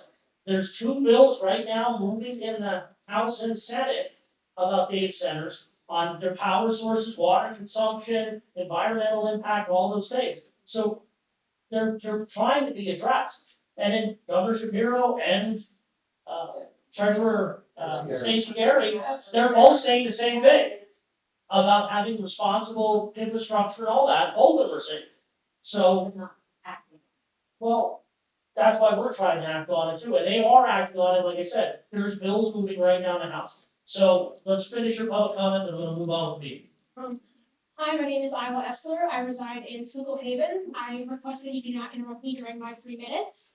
Now, I don't have a personal story to share or anything specific to say about the landfill or the ice detention centers or the data centers, but I would like to make a comparison between what is going on now and a piece of literature. Now, just a show of hands, who here has read Animals? Man, your comments are directed at the. Oh, I'm sorry. Supposed to direct at your. You can address, well, you can. It's like right, Joel, I was in your favor, what's the girl doing? Well, no, I'm letting I said the same thing to the. He said the same gentleman. thing to You let him do it twice. No, he didn't. I said the same thing to the gentleman that didn't clap, you let him do it twice. He said the same thing. It's in your favor. To Ray. Let the girl do it. Jeff, she said the same thing to Ray. Obviously, we're not covering time. There's no stipulation, she can't ask public a question. Okay, just Jeff. She can, but not public comment, okay? Go ahead. So what is going on currently reminds me of this book in the fact that we, the constituents, are the one putting in our time and money into this county, and we are being given things that we have voice that we do not want from our commissioners. We do not want the data center. Most of us don't want the data center. We do not want the ice detention center, and we did not want the landfill. And whether it's because of ideology or concerns about water and sewer, we just want you to listen to all of us. Thank you. Thank you.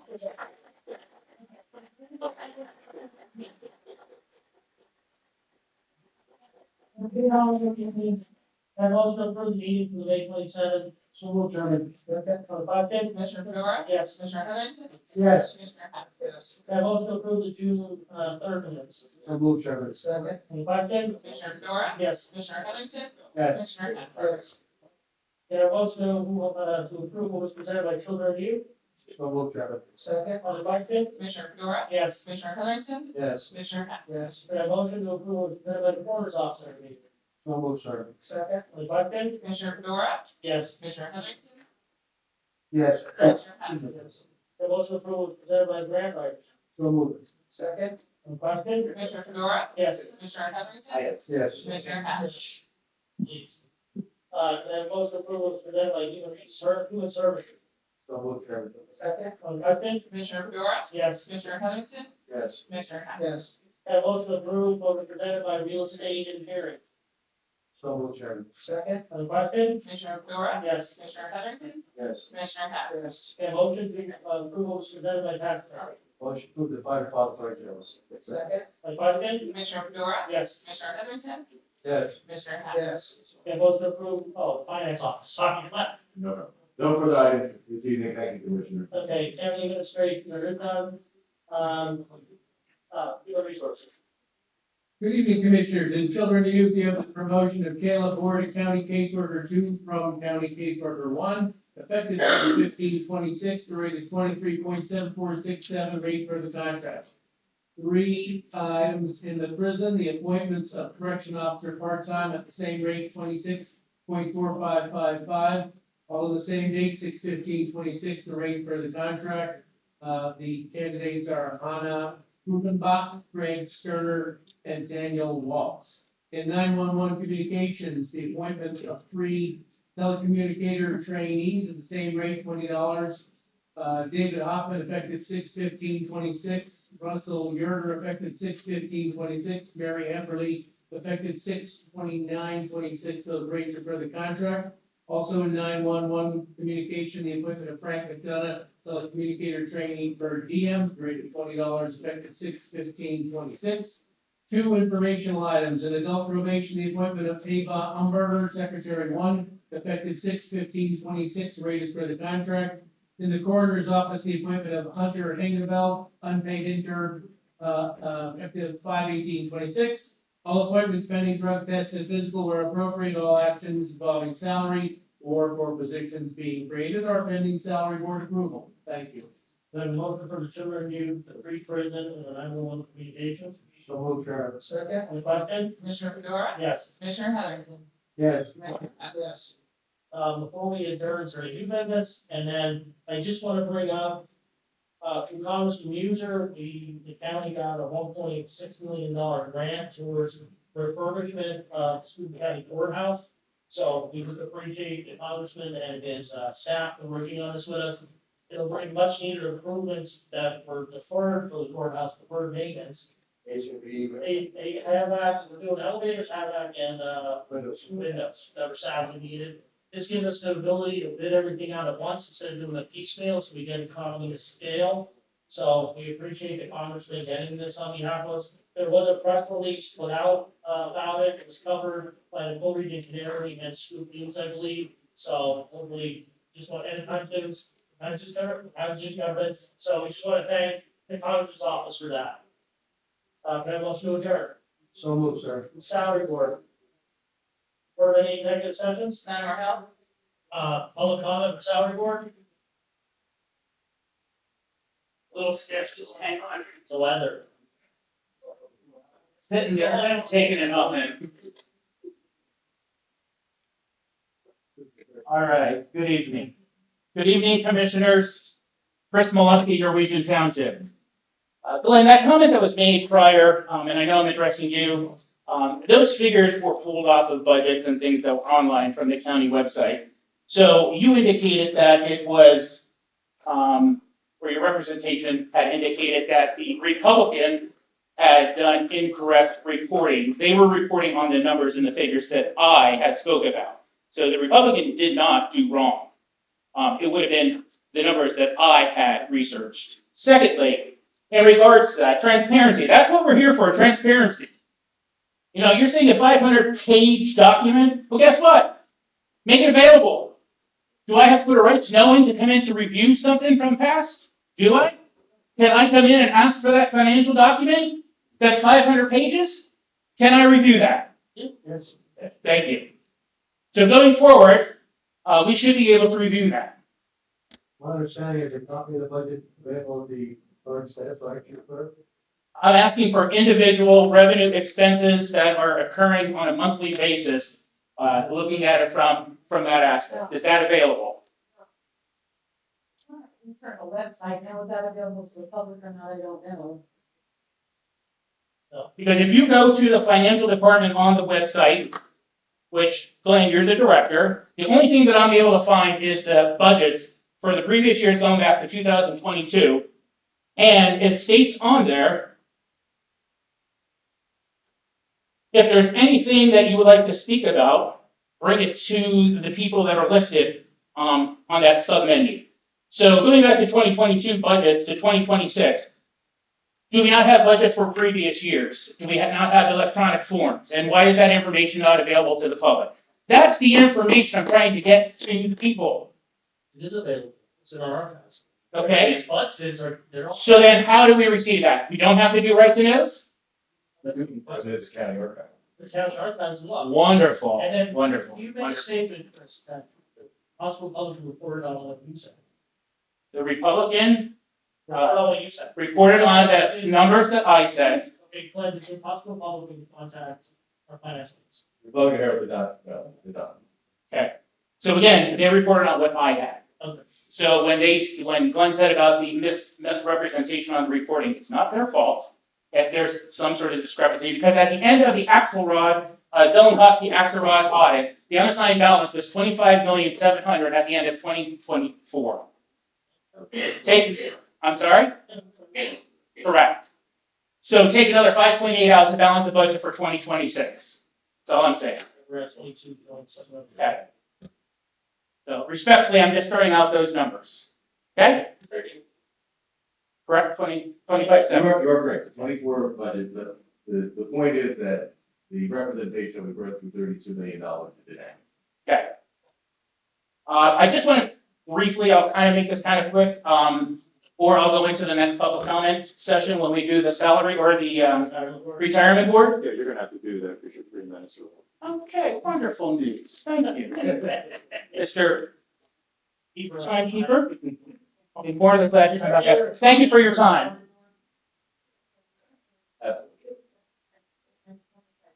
Okay, go ahead. When will we hear about the Schuylkill County responsible infrastructure development plan?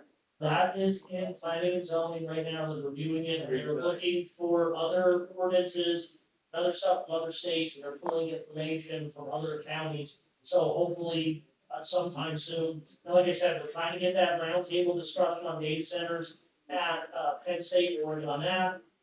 I know, somebody, one of the people involved with the development of the data center in Pine Township is going to be here at the meeting on the 17th, for the day meeting. She's going to come here, because I have to come here so we can put a face to just data center, so we know who's actually, what company it is, who it is, so the information's out. That's the only known one in the county, and that's, so far, that's the only 100% one that we know is going. I mean, it's not gonna be next week that it'll be approved. No, it won't, it's gonna be a little bit, yeah, and like I said, we're trying to put this information session. Thank you. I'll go for it. If I ever move, you're gonna be. I know, screwed up. I'm gonna have them. Jeff Dunkel, Palo Alto, two quick things, both good things for a change. Is there any update on the grant for the 9/11 trail? Has anybody heard anything? County heard anything or As far as I know, nothing yet? in good shape. I don't know, we got some of it, but I don't know if we got the full thing. Okay. That's the one that goes from Palo Alto over the bridge Right. and connects. Yeah, because over in Palo Alto, we're having a huge 9/11 ceremony at 5 o'clock, so hopefully you gentlemen can make it. It's the rededication of the Michael Ferruggio Monument, who was a local resident of Palo Alto that passed away that day in one of the towers. So we have a very special unveiling that week that we're not going to let out of the bag, hopefully until then. So hopefully you guys can make an appearance for that. And also 5 p.m. September 11th. I'll get you an invite out. And also the 250th parade, the deadline is coming close to that. So the registration's at 9 a.m., parade starts at 11. Still open to all the fire companies, EMS, police, businesses can put a float in, any organization, nonprofit. I believe there's close to 50 entries, 50 floats, I believe so. and about 100 entries. So Thursday is the next meeting. Hopefully we have a more full parade lined up. And that's June 27th. Registration at 9, starts at 11. So hopefully you guys can help get And the word out. lining up. Lining up from 18th Street all the way out. Once you register, then you'll get a location on which way to come in, what time to come in. You're lining up from 18th Street around Club 18 all the way up to Westwood. Westwood. Jeff, how you doing on the municipal contributions? Yeah, I think maybe you want to make that announcement that all the municipalities have been contacted and requested to Participate and donate to it. Even some sponsors, and we do have raffle tickets to help offset the cost. We got away from trying to charge per registration, per float. Yeah. So there are raffle tickets that are for sale now. And I know, I think there's a few of our companies in Schuylkill County that are stepping up. I know they got Yes. some stuff today. Right. From Denise, I know, I'm not gonna say who they are. Right, yeah, I won't mention it, forget anybody. Yeah, I don't know all the, and we're, Schuylkill County is sponsoring too. Okay. We're doing the baseball. You're gonna be on a float? But. You're gonna be on a float? No, well, I'll have to figure something out. You gotta give me a float. Eggs are real cheap right now. Hey, they went down in price, can't say that. Sue B. Pottsville. I'm here to talk about salaries. I was just listening to the man talking about salaries for the employees around here. My question is, has there ever been a year that nobody has gotten a salary increase? Yes. How many It times? depends. You gotta understand, we have 7 different unions that negotiate 7 different contracts that can be from 3 years to 4 years, some of them. The Teamsters unions negotiated completely different than the rest, so yes, there have been people that have not gotten salary increases in years. Because I know when I used to work, and I worked at a hospital. There were years that we did not get a raise at all. Typically. We got nothing. Give it 3% each year for the employees. For the employees If you get a promotion, could be much a slide, but you don't also get the 5 plus the 3, so you. Yeah, but why are you even giving them 3%? Contract. Why are you settling for that? We're not. You don't know what it is from year to year, what the cost of living is going to be. Why don't you give these people what the seniors get for a raise? Let me just reiterate once again. There's union contracts and we have to abide by union contracts. And if we don't abide by union contracts, if we try to do something outside the union contract, we will get sued. There's unions allowed to be in courthouse employees. I think we have about 8 unions, 7 or 8 now. So we have to negotiate 7 or 8 different union contracts. So it all depends on what the union contracts are. And then if you don't negotiate, then you end up in arbitration and they decide what everything is when you go to arbitration. So it's not a simple matter of saying, no, we can't give anybody a raise. Yeah, but what I'm saying is, that's the reason why our taxes go up, because you keep giving up. That is not true. It is the cost. These two ladies sitting here in office for how many years? In 2015, they decided they were not giving elected officials raises, and for our last 3 terms, we've not gotten raises. So there's 12 years that all of us elected officials have voluntarily said, we don't want the raise, we're gonna make an example, and we're not taking raises. So elected officials have. Okay. No raises for the last 12 years. All right, I mean, that's good of you. I mean, you're thinking of the But the people. problem is, like I said, I just wanna say this, the thing I'm saying about the numerous times is, we have mandated expenses that we have to fund. We have no choice in that matter. And we have to provide all those services that the county government has to provide. And like I said, this ties right back into data centers, and it ties right back into having a sales tax. The more alternate revenue we have, the less you have to raise taxes on a person's individual home. So you don't have the impact on your properties. So if the county would get a 1.5% sales tax, and we get a couple data centers that generate tax revenue, that means we don't have to raise taxes on your home. My bungalow. Your bungalow, Cape Cod. Cape Cod. Yeah. Cape Cod. They say it's a Cape Cod, it's the bungalow. Thank you. Have a good evening. Okay, is there any more public comment for, what are we on salary for? So, Okay, can we move on to the minutes? We have a motion to approve the meeting minutes of May 27th. So moved, Mr. Chairman. Second? On question? Commissioner Fedora, Yes. Commissioner Heatherington, Yes. Commissioner Hess, Yes. Controller Yekenship. Yes. The motion to approve the work session on June 3rd minutes. So moved, sir. Second? On the question? Commissioner Fedora, Yes. Commissioner Heatherington, Yes. Commissioner Hess, Yes. Controller Yekenship. Yes. Human Resource Office. On 911 communications, we have set salary for Frank McDonough at the rate of $20 effective 6/15/26. He's telecommunicator trainee per diem. In the Veterans Office, grade position of director exempt effective 6/17/26. We have a number of retention bonuses in the Public Defender's Office. Deborah Smith, Jackie Pekarsky, Kent Watkins, Laura McDonald, and Nicholas Watt, Stan Burke. They are all assistant public defenders part-time. The bonus is $2,475 effective 6/17/26. The rest of them are full-time employees. And that is Andrea Thompson, assistant public defender, Ashley Sable, assistant public defender, Jessica Klein, chief investigator, Karen Novelakis, chief public defender, Sheila Finney-Rarick, fiscal administrative assistant, Cassie Allen Yarnall, investigator, Stephanie Hilbish, investigator, Christine Dormer, investigator, fiscal reimbursement officer, Luis Benitez Dominguez, secretary 1, and Ashley Jacobu, secretary 3. And the amount for all the full-timers is $5,200, and those are all effective 6/17/26. That is all. And before anybody asks, this is paid for by a grant the Public Defender's Office was allowed to apply for. This is not coming out of the taxpayers' general fund. This is some type of grant that was available for the Public Defender Office for one time only. County will not do this going forward in any way, shape, or form. Shift up at every job. So, can I do nothing wrong? Can I do 911 in the Veterans Office? Yeah, you can do this in one motion. Okay, so can I have a motion for the 911 communications in the Veterans Office? So moved, sir. Second? On the question? Commissioner Fedora, Yes. Commissioner Heatherington, Yes. Commissioner Hess, Yes. Controller Yekenship. Yes. Before you go to is Karen here?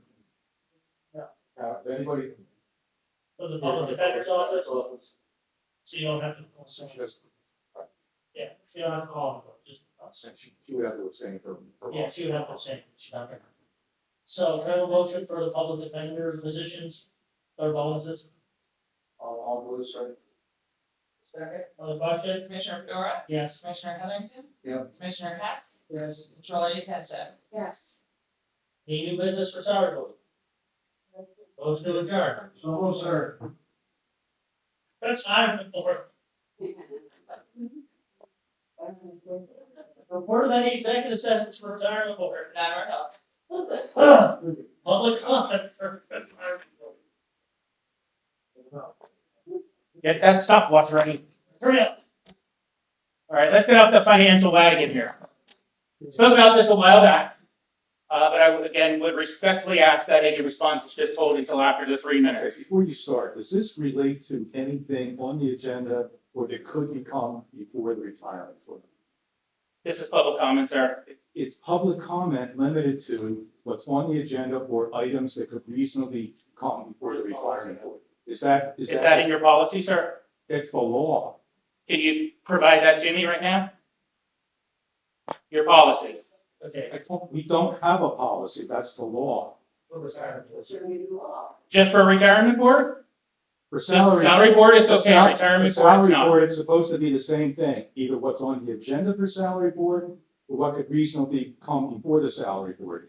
We liberally interpret that over the years. Okay, well, I think you're the first individual to ever come up with public comment at a retirement. Is board. that wrong?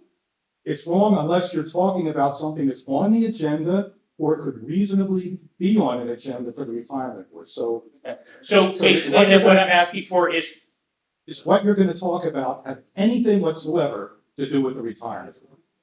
Sure, it does. Okay. Go ahead. So what it does have to say is about transparency for the retirement board and the ability to live stream, remote participate, discuss the overall quality of public access to meetings for the retirement board. Don't roll your eyes at me. That is very unprofessional. Chris, stop. Chris, I asked prior before, where are we with implementing live streaming and hybrid public comment options? Great. The audio quality, somebody said it earlier. JP said something earlier. You could even hear in the back of the room today. And fortunately, my voice carries. Others do not. So we're working on it. We got a price for a new audio thing, and I think it's a little excessive. So they're getting another company to give us a price, because the price they gave us was really, really high. Okay. So I'll just wrap it up then, since we're already working on that. Let's just move it to the top of the list is what I add. So that any type of public comment or anything in relation to the retirement board can be heard clear, can be streamed live, can be commented on by the public. I would like to get a system that actually heard what people are talking. That would be fantastic. And one of my comments was going to be Lancaster County. They have a great system. They have a great And I know feature. Connor reached out to Lancaster to see what that's, I reached, I can't say exactly like this, but I know he reached out to some county. They have a system that swivels when people talk, and it does things, and I guess stuff can be projected on the TV and everything. Some places have split screen. Split screen, that it has public I wanna try to do something that split screens, so you can see us, see the people, and see the audience. I heard that's the first time being done in Penn State, I think it's in college, where professor at Penn State, or I think it's in the talk in full classrooms, the camera would turn to the person speaking. So yes, we are. Fantastic. We got a price, and it takes a little bit to get people in, but we got a price of 25, 30? Okay. So, again, yeah, and so. just a couple of things. Live streaming audio. Thank you for your time. Audio, sometimes you can't even hear. Well, it was difficult tonight. Yeah. That's right. You know what? I just got a question. You have a cell phone? No, I just want to ask a question. You're a science teacher in Smock. Okay. Did you use your computer? Do you have a cell phone or a smartphone? No, I have the dial-up. That you don't have a cell phone in English? Yes, I have. Well, that's already the data centers. Anybody that has this is what data centers are. People are fighting data centers by creating AI technology driven ads and everything. So. Okay.